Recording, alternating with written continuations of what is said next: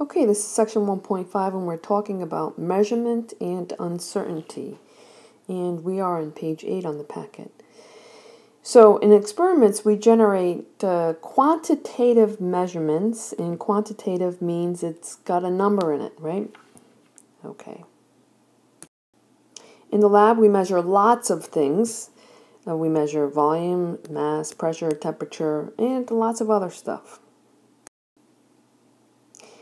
When we talk about measurements in the lab, measurements always have what we call some uncertainty or some level of error. Now, error, when we talk about error scientifically, we are not talking about mistakes. Students often think we're talking about something they did wrong, and you have error in your lab no matter what you do. No matter how well you perform your experiment, no matter how good a scientist is, they have error in their experiment or in their measurements. So there's two types. The first is called systematic error, and that is simply a function of the measuring device. And we'll take a look at an example. And the other is random, and this is related to technique. Okay, so we always have systematic error. Sometimes we have random error. Okay, we try not to have random error, and we try to make our systematic error as small as possible. All right, so let's take a look at what we mean. So here we have here's a beaker, and here's a graduated cylinder. And if we look at the measuring device, and I want to record how much, let's say, water is in this beaker, what I know is that the amount of water is somewhere between 40 and 50 milliliters, okay? So when I report that value, I'm going to report it as it's between 40, we know it's between 40 and 50, okay?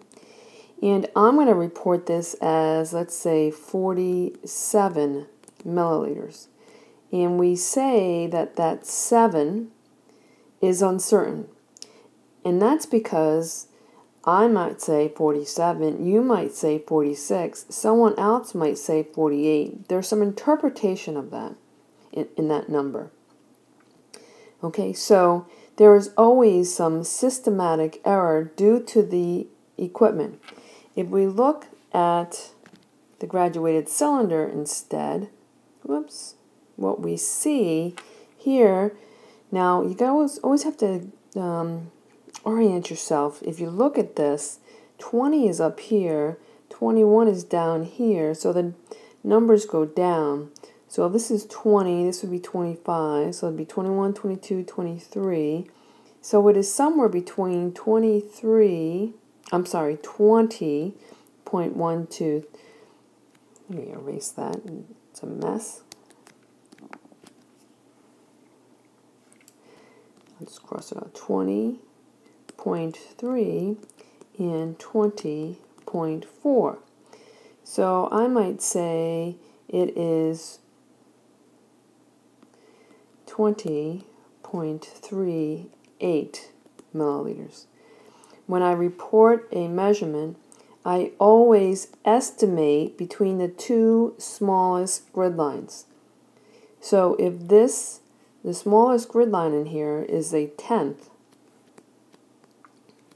I report the next place to the 100ths. This is my uncertain value.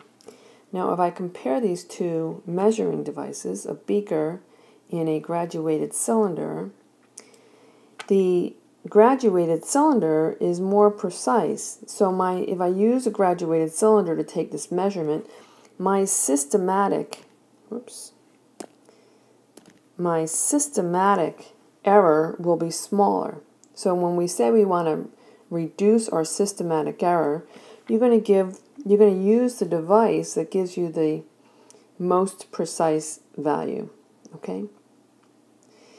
Now, random error could be related to technique. So for instance, let's say I am reading the volume on this graduated cylinder, And I have not been taught how to properly read the volume. And I read the volume at the very top of this curve, which is known as the meniscus. And if I do that, I'm going to report that as 20, 21, 22, between 20.2 and 20.3, and I'll report that as 20.21, let's say, milliliters. When in fact, I'm supposed to be reading at the bottom of the meniscus, okay? And if I did that, I would have 20.123, again, 20.38 milliliters.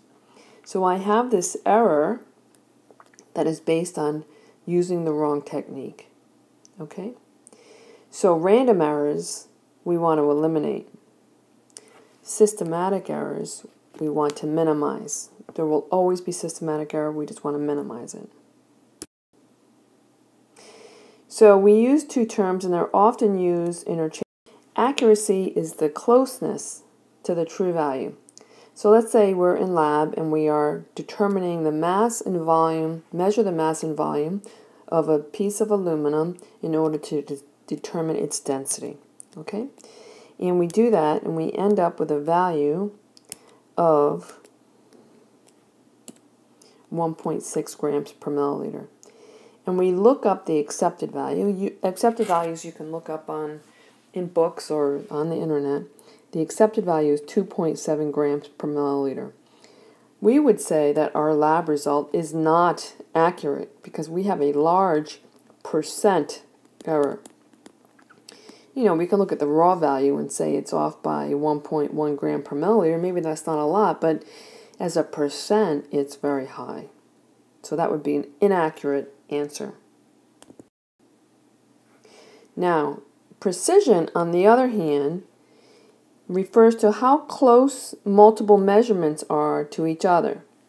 So if I measured the volume of a piece of aluminum and I measured it 3 times, then how close those 3 measurements are to each other is an indication of the precision of that measurement. Now, when we talk about how well a piece of glassware, let's say, measures the quantity of liquid, we also talk about precision. So when we're talking about how good a measuring device is, and when we say a graduated cylinder, we would say a graduated cylinder is more precise than a beaker. Because here we can read to the tenths, we can report to the 0.01. Here we can read to the tens, and we can only report to therefore the ones. Okay? Alright, so let's take a look at these and try to figure out whether these are precise or accurate. So in all cases, this line in the center represents the accepted value, the correct value, as reported in the internet or in your book. So if I look at, let's start with A. All of these values are very close to the accepted values. They are also close to each other, so this is going to be accurate and precise. So that would be both accurate and precise. That would be here, number 3. If I look at B, these are not accurate. These values are quite a ways away from the accepted value, but they are all close to each other. So they are not accurate, but they are precise. So this would be B. If I look at C, well, let's look at D first, because here I have multiple measurements that are not very close in general to the accepted value, and they are not close to each other. So we're going to say these are neither accurate or precise. The difference in C is no one value is very close, but you can see if I were to take these 4 trials and average them, the average, because some are above and some are below, is likely to come out close to the accepted value. And therefore, we're going to report this as being a pretty accurate but not very precise. So that would be C. All right, we're going to stop right there.